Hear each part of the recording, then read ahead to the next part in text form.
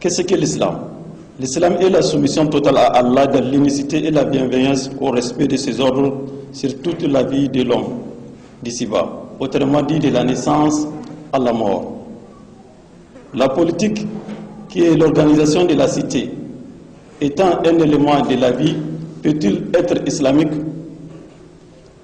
Cette question peut trouver sa réponse si on se réfère à la politique occidentale d'abord, et puis islamique. La politique occidentale, elle est d'origine grecque antique. Cette politique occidentale veut dire l'organisation du pouvoir d'État.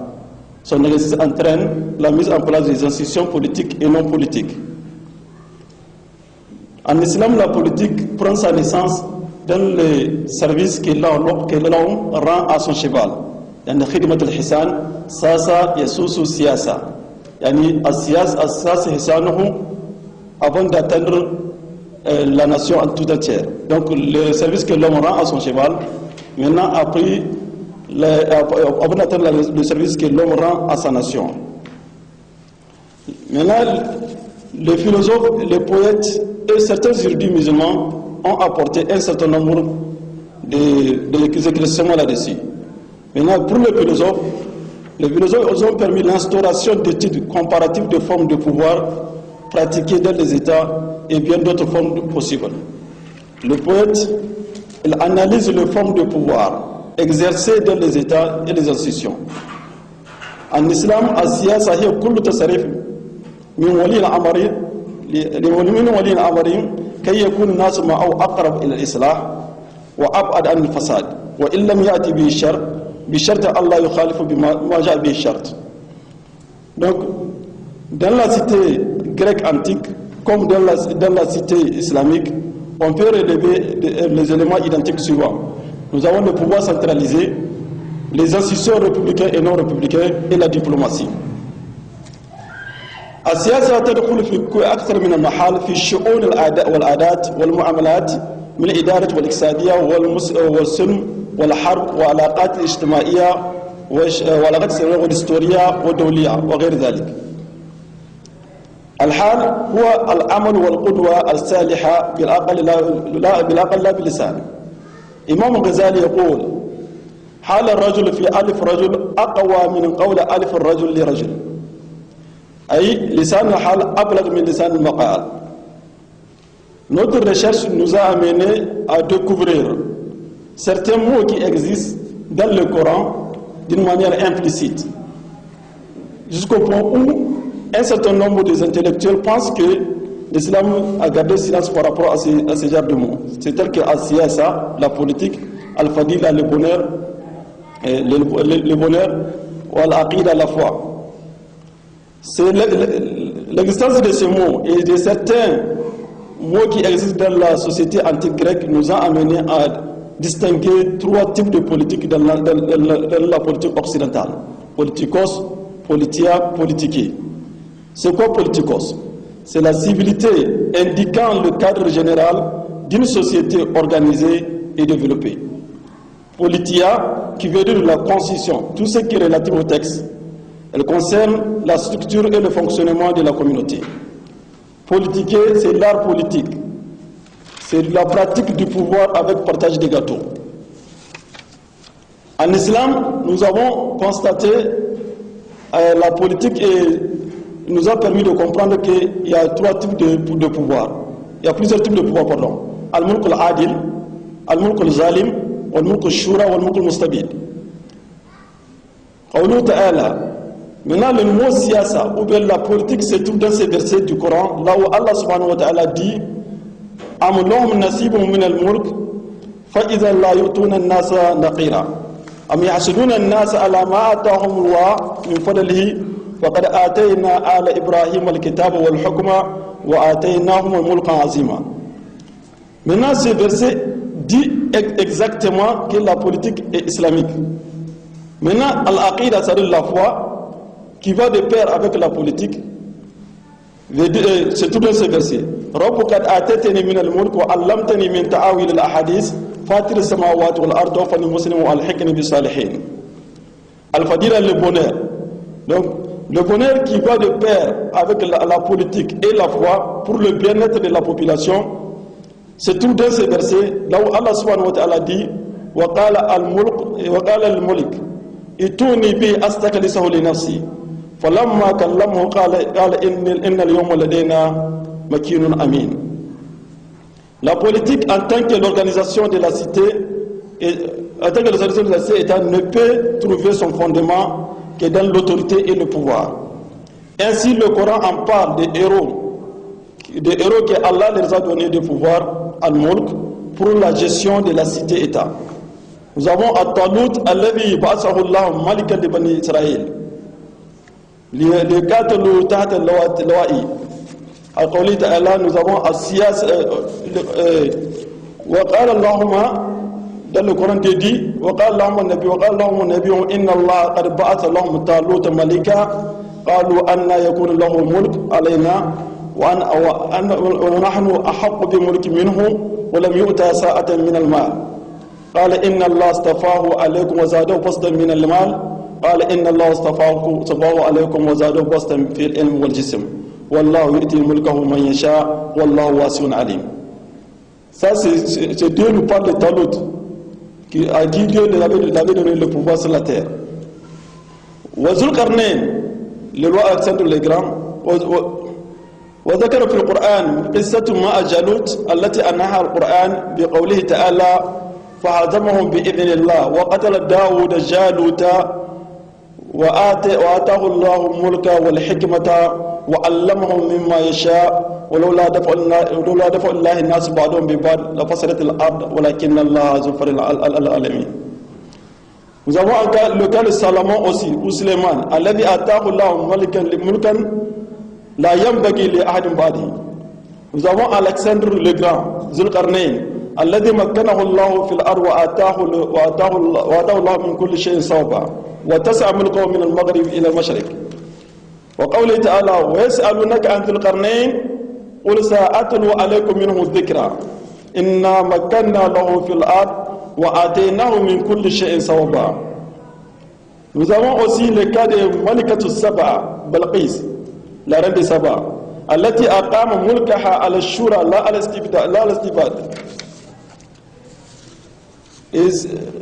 Allah dit dans le Coran قالت يا أيها الملأ أفتوني في أمري ما كنت قاطعة أمرا حتى تشهدون.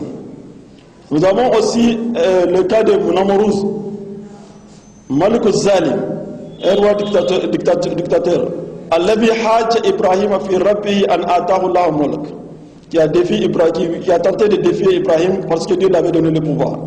Nous avons aussi le cas de Pharaon, le pharaon ou Ramsès II, الذي ألا في الأرض قال قوله تعالى إن فرعون ألا في الأرض وجعل أهلها شيعا يستضعفون طائفة منهم يذبحون أبناءهم ويستحيون نساءهم إنه كان من المفسدين.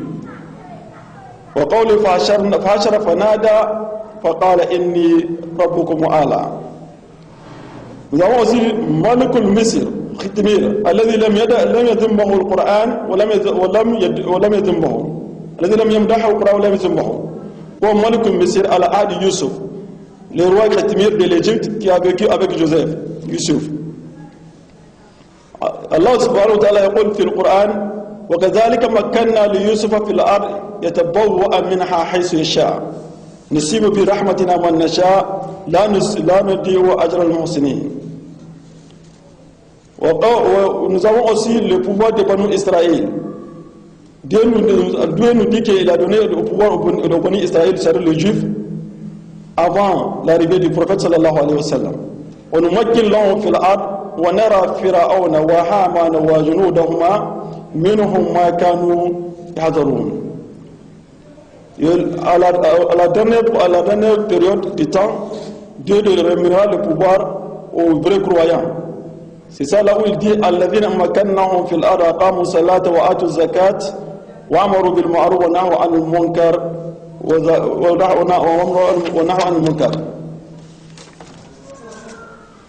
Maintenant, étant compris que la politique est un élément islamique, et la politique est islamique, la politique en tant que la politique en tant que l'organisation de la cité ne peut être exercée que dans les entités suivantes.